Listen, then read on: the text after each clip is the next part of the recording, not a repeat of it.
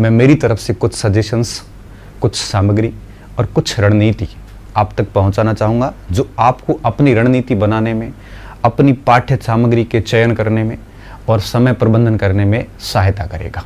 सबसे पहले हम आते हैं कॉमन सब्जेक्ट पे, जो L1 का भी है, L2 का भी है। ठीक है, साइंस वालों को भी देना है, आर्ट्स वालों को भी देना है, कॉमर्स वाले वैसे शामिल है नहीं इसमें, और कर लेते हैं तो उसको भी देना है। ठीक है, अब सबसे पहला पॉइंट आएगा जियोग्राफी का। राजस्थान का भूगोल अच्छा खासा भूगोल है उसमें। तो ऐसी स्थिति में आपके समक्ष ये रहता है कि भूगोल के लिए कौन सी पुस्तक को फॉलो किया जाए। तो मैं यहाँ पे एक और बिंदु बताना चाहूँगा, हर पार्ट की एक ही पुस्तक लेना, हर पार्ट की एक ही किताब। ठीक है, अब आप देखिए, अगर भूगोल में आपके पास पहले से कोई किताब है तो दूसरी किताब लाने की ज़रूरत नहीं है। और मैं ऐसा मानता हूँ कि आप सभी रीट क्वालिफाई हुए हैं, तो डेफिनेटली आपके पास में ज्योग्राफी की कोई न कोई पुस्तक डेफिनेटली होगी, और जो है उसको पूर्ण रूप से उस पर विश्वास कीजिए। किताब, नोट्स, कॉपी जो भी आपके पास में है उसको फॉलो कीजिए, नया मत लाइए आप। अगर आपके पास एक भी नहीं है तो एक ही किताब लाइए, कोई सी भी एक किताब।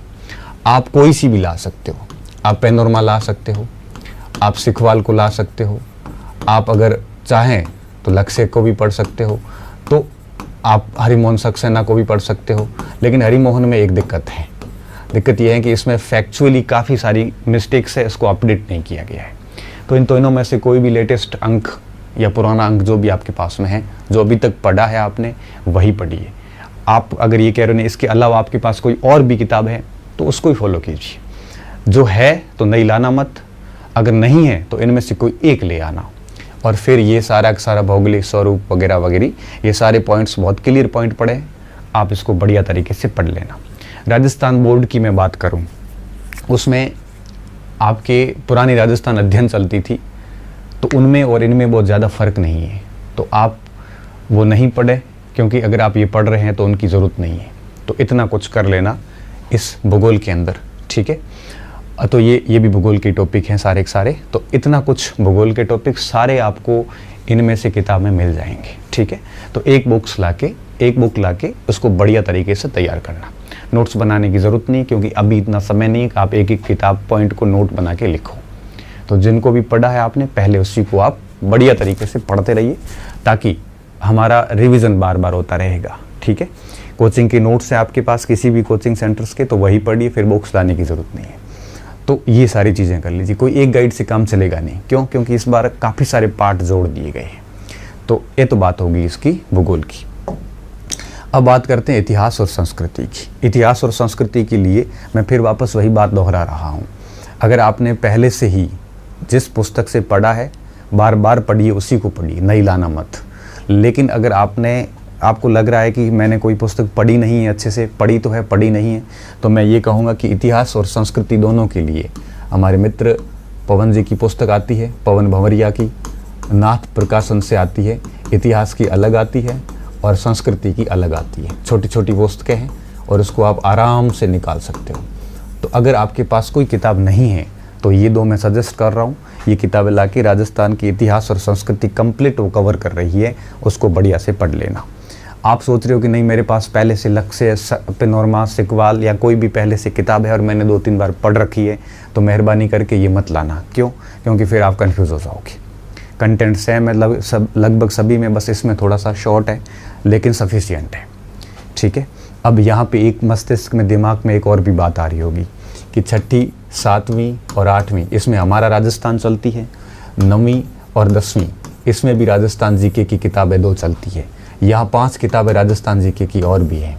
तो मैं ये सोच रहा हूँ कि इन 5 किताबों को आपको लेके आ जाना चाहिए। फिर क्या करोगे, ये ऑथेंटिक किताबें जब आप पढ़ो, ये जो थोड़ी एक्स्ट्रा किताबें, तो इनके साथ में इनके वो टॉपिक साथ में देख लो, कोई नई बात मिलती है तो इन किताबों में ऐड कर लो।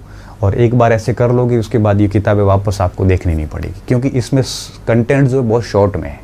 और जो शॉर्ट में कंटेंट है, और आपको पता है कि बोर्ड पेपर बनाता है तो थोड़ा सा लेवल उसका बड़ा हाई होता है, तो हम इन 5 किताबों के ऊपर भरोसे नहीं रह सकते कि इतना पढ़ के काम हो जाएगा, भरोसे नहीं रह सकते। इसलिए मैं इन किताबों की बात कर रहा हूँ।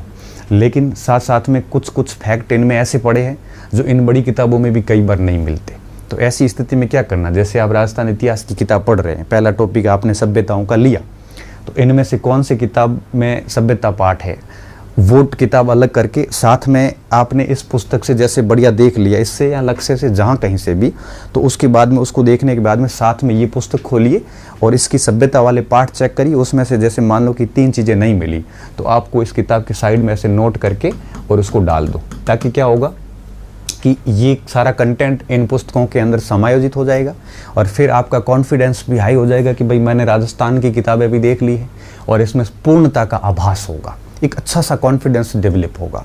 तो ये काम कर लेना आप। 6ठी 7वीं 8वीं 9वीं 10वीं की 5 किताबें, 5 चलती है, एक 9th 10th में चलती है और 6 7वीं 8वीं हमारा राजस्थान करके चलती है। तो 5 किताबें ले लेना और उसमें इतिहास भूगोल संस्कृति सारी आ जाएगी। ठीक है, पहले से किताब है तो ये लाने की ज़रूरत नहीं है तो लाना, ये L1 L2 दोनों के लिए मैं बात कर रहा हूँ। ठीक है, तो ये आपके इतिहास की बात हो गई। इतिहास में सारी चीज़ें बड़ी क्लियर लिखी हुई है, सभ्यताएं यही पढ़ना, बाकी पढ़ना मत। क्रांति होगी, राजस्थान जनजाति किसान आंदोलन हो गया और ये मध्यकालीन राज व्यवस्थाएं। अगर इस पाठ को आप छोड़ भी देते हैं ना तो भी कोई नुकसान नहीं है। क्यों? क्योंकि देखो मेवाड़, राठौड़, कछवा, चौहान, इतना गुर्जर प्रतिहार, इतना सब कुछ पढ़ोगे, लास्ट में ले दे के सवाल 2 या 3 1 2 ही आएंगे।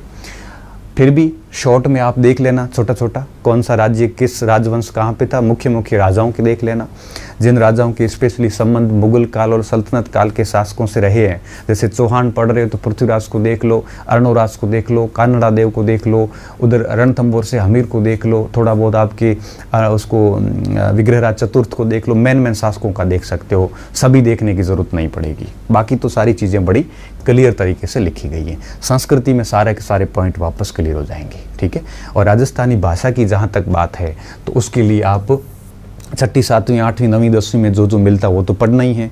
साथ में जय सिंह नीरज की किताब आती है राजस्थान की संस्कृति, उसमें राजस्थानी भाषा साहित्य एक पाठ भी है बढ़िया तरीके से, हिंदी ग्रंथ अकादमी की पुस्तक है ये, इसमें ये सारा कुछ मिल जाता है। बाकी यहाँ पे बहुत बड़े यूँ कहिए कि गाइड या किताब ला के देखने की ज़रूरत नहीं है। हर किताब के अंदर पनोरमा में भी एक पाठ है राजस्थान भाषा संस्कृति का, आपके लक्ष्य में भी मेरे हिसाब से एक पाठ दिया, उसको उतना ही पढ़ लो बस। बच्चों कई सोशल मीडिया पे वो बड़ी कोटा की किताब घूम रही है, इतना कुछ मत पढ़ना। क्यों? क्योंकि 2-3 सवाल के लिए छोटा सा टॉपिक यहाँ से देख लो तो खूब है। ठीक है, हर पार्ट के लिए किताब पढ़ना शुरू करोगे तो बहुत लंबी चौड़ी किताबों की लिस्ट बन जाएगी, तो 6 महीने में समेटना बहुत मुश्किल काम होता है। क्योंकि लास्ट टाइम में स्थिति ऐसी होनी चाहिए कि 1 महीने में जितना कुछ 5 महीने की तैयारी थी उसको लास्ट 1 महीने में बहुत बढ़िया तरीके से रिवीजन कर सके, ऐसी काबिलियत विकसित होगी तभी सिलेक्शन होते हैं। क्योंकि आपने कितनी बढ़िया मेहनत की, लास्ट में 1 महीने अगर ठीक से रिवीजन नहीं किया तो फिर क्या होगा कि आपका न तो कॉन्फिडेंस बनेगा और रिवीजन के अभाव में हम छोटी छोटी मिस्टेक्स करके आएंगे, नेगेटिव मार्किंग भी है, बहुत बड़ी दिक्कत होती है।